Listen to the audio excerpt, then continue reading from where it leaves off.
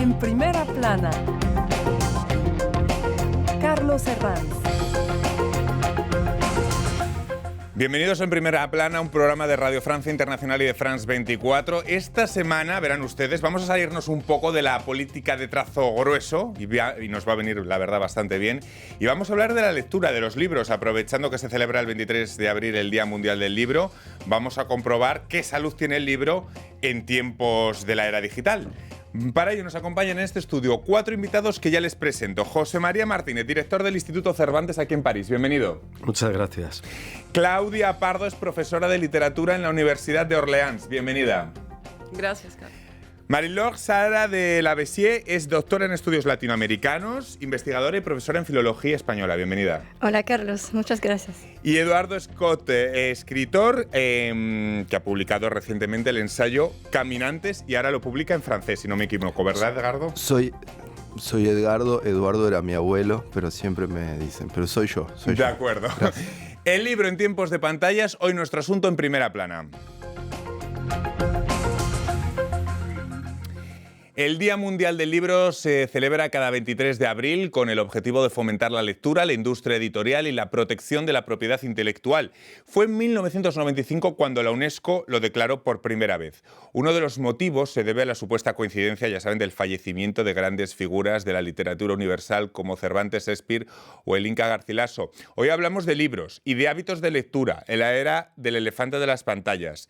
¿Cómo condiciona la sociedad digital y de las redes sociales que podamos concentrarnos en el ejercicio de la lectura? Nos interrogamos también por el libro objeto. ¿Qué valor tiene en la actualidad? ¿Cómo es esa relación entre el libro y el lector? Que al fin y al cabo es el protagonista último del Día del Libro. Y en esta ocasión, este año, con los 10 años de soledad y nostalgia que se cumplen ahora por la muerte de otra leyenda, Gabriel García Márquez. Repasemos algunos reflejos que nos deja este día en la prensa. Diario Le Figaro. La práctica de lectura se hunde entre los jóvenes. Parecida constatación hace en España el digital El Diario.es. La lectura se estanca en España y las pantallas tienen cada vez más culpa. En el diario Liberación, fíjense en esta frase del neurocientífico francés Michel Demurguet. Muy crítico con la educación digital. Ninguna actividad tiene efectos tan profundamente positivos como la lectura de libros. Bueno, les pregunto para empezar, ¿cuáles creen que son los efectos o las aportaciones que nos hace la lectura? José María. Bueno, yo creo que de entrada una esencial, y es que nos permite ir más allá de nosotros mismos. Es decir, todo ser humano tiene una vida y esa vida es limitada. Tenemos unas experiencias limitadas. Los libros lo que hacen es ampliarnos ese marco, ampliarnos ese mundo. Uno no sabe nada de lo que ocurre en Japón o de lo que ocurre en Estados Unidos, lo que ocurre a otros seres humanos, de otros conflictos. Los libros nos acercan a ellos y muchas veces, por no decir casi siempre, sobre todo en el caso de las obras maestras, un personaje de una obra literaria es mucho más cercano que muchas veces un familiar. Claudia. Bueno, yo creo que las aportaciones de la lectura son fundamentales para el desarrollo de la inteligencia, del pensamiento crítico. Creo que la lectura, digamos, por un lado está todo este ejercicio de codificación, pero por otro lado también está esta comprensión que nos permite articular información y que evidentemente es parte del ejercicio, ¿no?, intelectual y del ejercicio que tenemos que tomar atención a nuestras habilidades cerebrales en realidad, ¿no? Entonces, así como ejercitamos el cuerpo, así como ejercitamos ciertas habilidades físicas, ¿no? Bueno, la lectura también es una forma de ejercicio en este caso del cerebro, ¿no? Luego les voy a preguntar por esa especie de inversión, porque efectivamente igual que vamos al gimnasio a trabajar los músculos, igual que compramos productos bio, si esa inversión en libros, incluso a la hora de pensar en precio, a la hora de gastar, a la hora de ir a una librería, la entendemos igual o si las nuevas generaciones la están entendiendo igual. Pero antes, Marie-Laure. Sí, yo creo que hay dos, como dijeron ustedes, hay dos aspectos muy importantes. Es el aspecto, digamos, de inteligencia y también el nivel humano. O sea, la lectura te permite desarrollar la memoria, aptitudes cerebrales como la imaginación, la creatividad, pero también la inteligencia y sobre todo la inteligencia emocional. Poder identificarte a los demás y también es, claro, una fuente de conocimientos, de sabiduría, de cordura también. Y esto no tiene precio. Edgardo. Sí, yo creo que la lectura amplía los límites del lenguaje de cada uno. Y si el lenguaje, como se decía, el lenguaje representa los límites del mundo, ¿no? Porque la experiencia humana no puede ir más allá de su propio lenguaje, entonces poder ampliar el lenguaje es poder ampliar las representaciones, poder ampliar nuestra conciencia, poder ampliar nuestro inconsciente. Es decir, que es absolutamente determinante de lo humano, ¿no? Evidentemente, si ese lenguaje se restringe, estamos más en problemas, ¿no? ¿Dirían entonces que el que adquiere más hábitos de lectura también tiene más herramientas para decodificar el mundo, para acercarse a la realidad, para empatizar más con el otro, para ser más tolerante, José María? Por supuesto que sí, yo creo que eso resulta indudable, pero a ver, si introducimos la historia, igual estas afirmaciones tan rotundas se nos pueden ir un poco de las manos. Vamos a matizar, venga. Pensemos, por ejemplo, que Sócrates detestaba la lectura, porque, entre otras cosas, mataba la memoria. Bien, la lectura es una cosa relativamente reciente. Es un fenómeno histórico que nace, en el fondo, con la imprenta, porque antes quienes tenían acceso a la lectura eran los monjes, por ejemplo, los que estaban en los monasterios y que tenían algunos manuscritos. Es decir, que la lectura, y como fenómeno de masas, es algo muy, muy, muy reciente. Bien, a partir de ahí surge la lectura, y además la lectura temporal, la que hace que uno lea un libro de 300 páginas. Hoy todo eso se ha fragmentado. La última evolución de la tecnología lo que ha traído es múltiples y casi infinitas fragmentaciones de audiencias, por ejemplo, de los medios de comunicación, sin ir más lejos, pero también ha fragmentado nuestra capacidad de lectura. Es verdad que hay infinidad de distracciones, que suena el móvil, que viene una alarma, que en la televisión ocurre no sé qué, etcétera, etcétera. ¿Esto es bueno o esto es malo? Yo creo que todavía estamos en una fase de desconcierto y que habrá que dejar pasar un poquito más de tiempo antes de pensar si efectivamente estamos ante consecuencias más negativas que positivas de las pantallas frente al papel. Quizá la única constatación, la única certidumbre es que va a haber consecuencias. Es decir, que el cambio es tan brutal que consecuencias va a haber. Otra cosa es ya cómo las vayamos valorando, ¿no? Está viendo. Es decir, que la tecnología, cuando digo tecnología me refiero en sentido amplio, efectivamente, porque la tecnología era también la imprenta de Gutenberg, que ha dado origen a la lectura lineal, porque antes la gente escuchaba. Fundamentalmente era el oído lo que funcionaba, desde los juglares medievales pasando por los de la plaza de Sema el Efna en Marruecos. Bueno, esto cambió completamente con la imprenta, se generalizó, se convirtió en lectura de masas en el siglo XX prácticamente, es más, con el libro de bolsillo en los años 60. Y hoy otra vez asistimos a otra transformación. ¿Cuáles van a ser todas las consecuencias de ellos? Todavía yo creo que no lo sabemos. Estamos en fase de experimentación con nosotros mismos. ¿Creen que los libros son el antídoto a las pantallas en nuestra sociedad actual, Claudia? Yo creo que... ¿Hay que verlo como un antídoto o no? Yo creo que no. ¿Hay complementariedad posible? Yo creo que la complementariedad hay que construirla como sociedad, ¿no? Porque definitivamente es imposible ir contra la tecnología, que además la evolución del libro, como bien estábamos comentando hace un momento, está articulada al desarrollo tecnológico, es decir, con la imprenta hemos desarrollado y el libro, digamos, ha tenido un impacto o ha tenido una evolución. Entonces ahora, en la época digital, esto nos brinda la posibilidad de dar otro giro, digamos, a la evolución del libro, y entonces nos da la posibilidad también de diversificar los formatos del libro, ¿no? Entonces, esa complementariedad hay que construirla como sociedad, hay que construirla desde la educación, pero también desde las políticas públicas, ¿no? Marie-Laure. Sí, yo diría que hoy en día son como un contrapunto, son como dos pesas que se equilibran. Lo hemos visto con la pandemia de la COVID, que la gente estaba harta de las pantallas. Y hubo un repunte, aunque ahora ya ha pasado, pero hubo un repunte de las ventas en las librerías o de las ventas de libros por Internet. Y eso nos indica también que siempre vamos a necesitar la lectura, siempre vamos a necesitar el libro, porque nos ancla en la realidad, nos ancla en la materialidad de doblar páginas. No es igual que deslizar una pantalla. Esto te permite desarrollar el recorrido de la memoria, construir conocimientos. El libro objeto, no sé si podemos decir que corre riesgo de desaparecer, Edgardo, con la llegada de las nuevas tecnologías, o que hay elementos como, por ejemplo, la creatividad en las nuevas ediciones, la estética de esas ediciones, que pueden ir refundando la importancia del libro como objeto. ¿Cómo lo ve? Yo creo que el libro en papel de acá a un siglo va a desaparecer. Uy. Es decir, ¿no?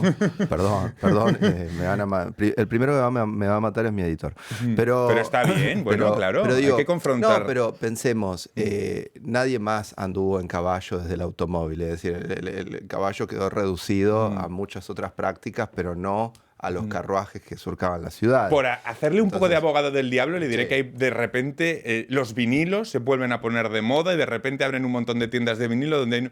Pero no sé, por hacer de abogado del diablo. Pero porque los vinilos tienen una tecnología que para los melómanos, por ejemplo, nunca fue lo mismo escuchar un vinilo que escuchar un cassette o escuchar después un MP3. Y románticos del papel también hay, ¿verdad? Seguramente. Y hay gente que pasea en carruaje en una ciudad. Es decir, me parece que ahora, en términos masivos, yo creo que... Y eso no es grave, porque creo que el libro es un invento que va más allá de su soporte. Sí. Es decir, ¿no? Es decir... Una novela, si pensamos libros, rápidamente decimos libros de qué, una novela, un ensayo académico, depende. Y lo otro que no está en juego tampoco es la lectura, me parece, ¿no? O sea, leer, como decía él, claro, siempre hemos leído. La cuestión es cómo, ¿no? Yo creo que la transformación y el combate es en los modos. ¿Cómo va a ser el libro? ¿Cómo va a ser la lectura? Y eso sí ya se está transformando de una manera flagrante, creo decir, ¿no? Lo que hablábamos un poco off the record de la concentración, de un montón de cuestiones, del desarrollo, ¿no? De la brevedad. Evidentemente no es lo mismo el razonamiento que uno puede tener en un tweet que el razonamiento que da leer un ensayo de 20 páginas. Vamos, ¿no?, hacia la cultura de titulares, todo mascadito, todo papilla, relato corto y pasar rápido. Exacto. A lo siguiente. ¿Esto es el futuro, José María? No necesariamente, este es el presente. Claro. Y eso lo vemos, por ejemplo, en los informativos de televisión, muchas veces, ¿no? Hay reglas de que una cara no salga hablando a pantalla más de 5 segundos. Lo conocemos bien, sí, los que trabajamos en el negociado. Bueno, no aburrir, efectivamente. Entonces, yo tampoco confrontaría pantallas con papel. Yo creo que uno puede leer perfectamente en una pantalla. Por ejemplo, yo leo los periódicos en una pantalla, ya no en papel hace mucho tiempo, pero sigo leyendo el formato del papel. Quiero decir que a mí lo que me interesa es leer el periódico al viejo estilo en la pantalla, pero en un PDF. ¿Por qué? Porque todavía no ha superado la jerarquización de la información y la organización del mundo que te ofrecía un periódico cada 24 horas hasta hace muy poquito tiempo, ¿no? Vamos a hacer una breve pausa en este punto, pero enseguida volvemos para seguir hablando de lectura a propósito del Día Mundial aquí en Primera Plana. Hasta ahora.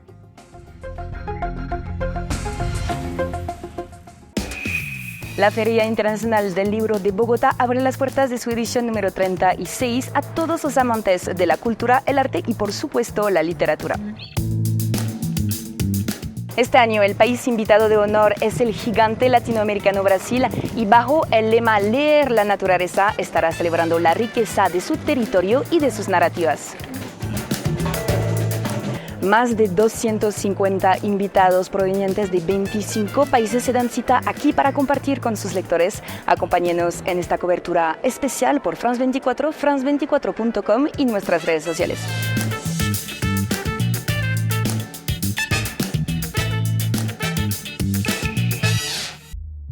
Esta semana hablando de libros y lectura, un programa que da un respiro, ¿no?, que nos saca un poco de la actualidad de trazo grueso, con 4 invitados muy solventes en el mundo de las letras, como son José María Martínez, director del Instituto Cervantes aquí en París, Claudia Pardo, profesora de literatura en la Universidad de Orleans, Marilor Sara de la Bessier, doctora en estudios latinoamericanos, y Edgardo Scott, escritor. Este año, este Día del Libro, llega a la vez que los 10 años de la muerte de la gran figura de Gabriel García Márquez, ahora con su libro póstumo, que por cierto tengo aquí. En agosto nos vemos. No sé si quería comentar algo, José María, sobre García Márquez.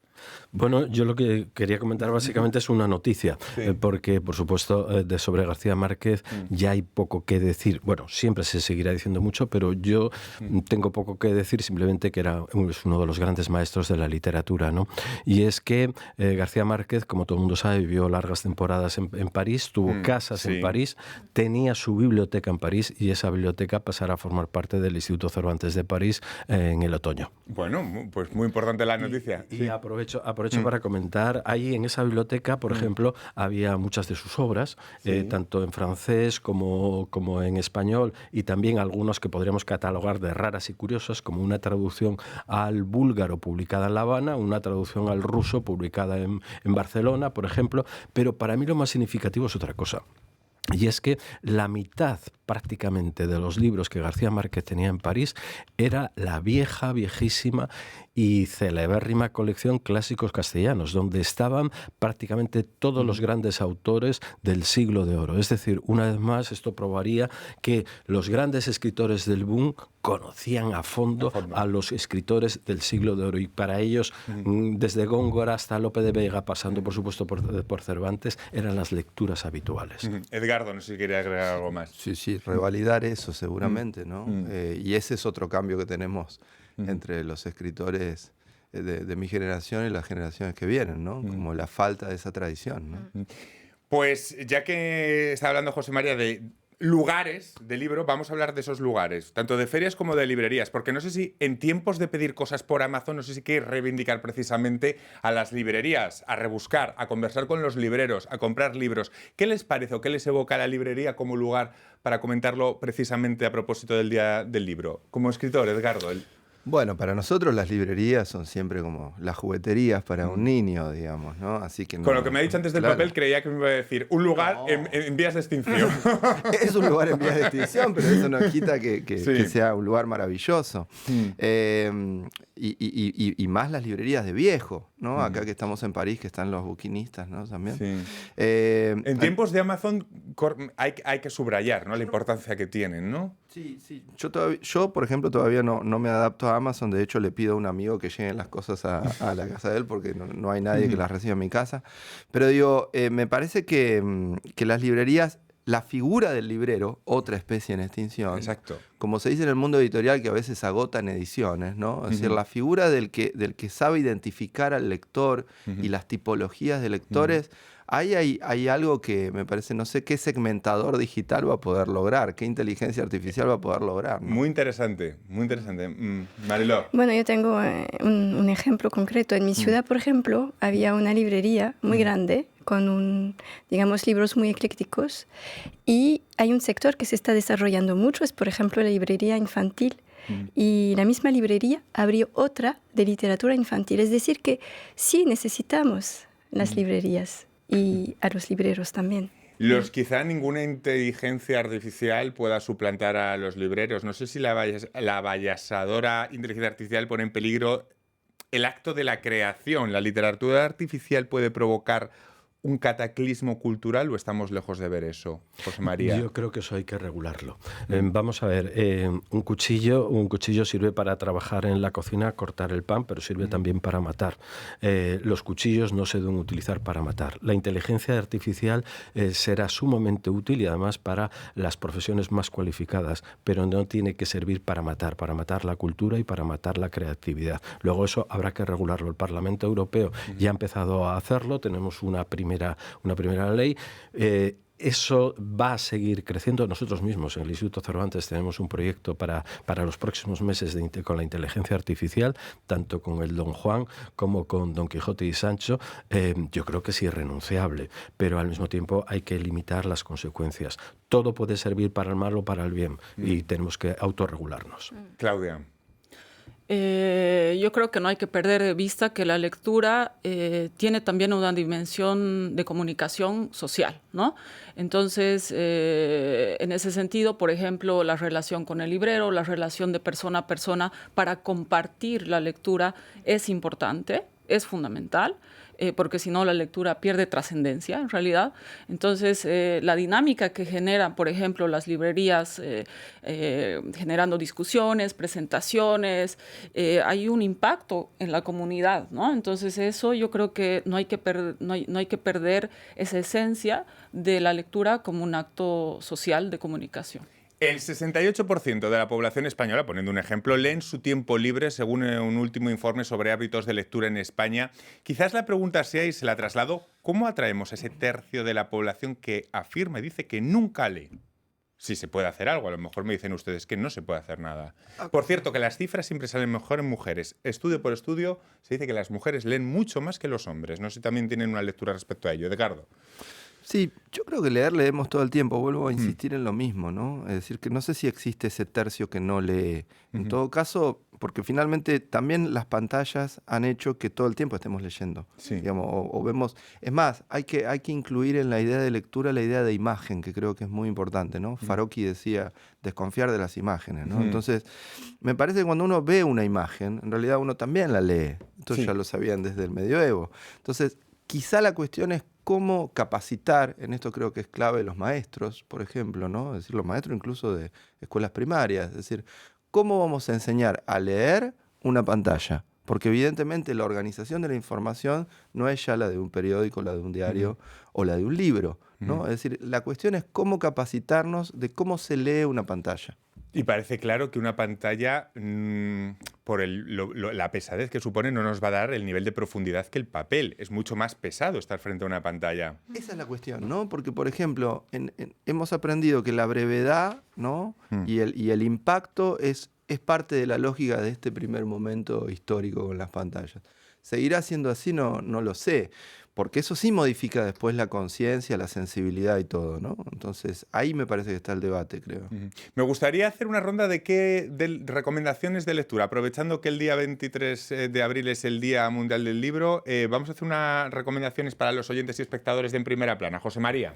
Pues yo empezaría recomendando un clásico que aparentemente puede resultar sorprendente, que es Sor Juana Inés de la Cruz o Las trampas de la fe de Octavio Paz. Vamos a ver, yo me podría preguntar, ¿y a mí qué me importa un libro sobre una monja poeta del barroco mexicano de finales del siglo XVII? Bueno, lean ese libro, merece la pena. Eso es un análisis apasionante que se lee como si fuera una de las mejores novelas de ficción, solo que es un análisis literario y de todo el conjunto de una sociedad verdaderamente apasionante. Y ya que estamos en París, recomendaría los diarios de Julio Ramón Ribeiro, que además tienen una peculiaridad, creo que lo hablábamos antes los invitados en privado, y es que como muchos otros autores latinoamericanos se vinieron a escribir a París, pero luego su mundo seguía en su país. Seguían hablando de su país, se casaban con mujeres de su país, sus amigos eran otros escritores de su país, seguían pendientes de los premios y de las publicaciones de su país, etcétera, etcétera. A mí esto siempre me ha parecido sorprendente y Julio Ramón Ribeiro es un ejemplo claro de todo esto. Y por último, y para salirnos un poco del campo tradicional, recomendaría La Casa de Paco Roca. La Casa es una novela gráfica, es un cómic. Paco Roca es uno de los grandes autores de cómics españoles. Tiene un dibujo limpio, claro, clásico, y esta es una historia intimista en la que se muere el padre que ha estado construyendo casi con sus manos a lo largo del tiempo, de los años, una casita en el campo, sus hijos la heredan y no saben qué hacer con ella. Quieren venderla, pero poco a poco se van encariñando con la casa, la van arreglando, etcétera, etcétera. Es una historia íntima, privada, personal, pero entrañable. Pues quedan ahí todas esas sacado de recomendaciones. Claudia. Bueno, ha sido un poco difícil seleccionar, pero bueno, yo recomendaría, pensando, por ejemplo, en los nuevos lectores o en los lectores jóvenes, Nuestra parte de la noche de Mariana Enríquez, de la escritora argentina. Es una novela fantástica, juega mucho con el género del horror, de fantástico, pero también con una profundidad histórica importante. Luego recomendaría un libro de cuentos que se llama Nuestro Mundo Muerto, de la escritora boliviana Liliana Colanzi. La literatura boliviana no es muy conocida, pero esta autora está circulando tanto en España como en Estados Unidos y en toda América Latina, y es parte de este movimiento de mujeres escritoras latinoamericanas del momento. Luego, dos clásicos que para mí son fundamentales. Uno, que está entre el límite del arte y la poesía, que es Artefactos, de Nicanor Parra, y el increíble Ficciones, de Jorge Luis Borges, que a mí me ha volado la cabeza. Estoy completamente de acuerdo. Marilor. Bueno, yo tengo unas recomendaciones que también abarcan la literatura infantil, porque yo creo que hay que interesarles a los niños desde la más temprana edad al objeto libro. Hay uno que me gusta mucho que se llama Me aburro, es una serie que se llama Las emociones de Gastón, porque para leer hay que tomar el tiempo de leer, de reflexionar, de perderse el tiempo al final. Entonces es una serie que está bien hecha con ilustraciones muy bonitas y que les permiten a los niños descubrir la lectura. Además y el lenguaje de las emociones, que es una parte tan enorme de la literatura. Entonces, muy interesante esta serie y les enseña a imaginar, soñar y a dominar también sus emociones con ejercicios de sofrología. Es interesante esta creatividad de las editoriales hoy en día.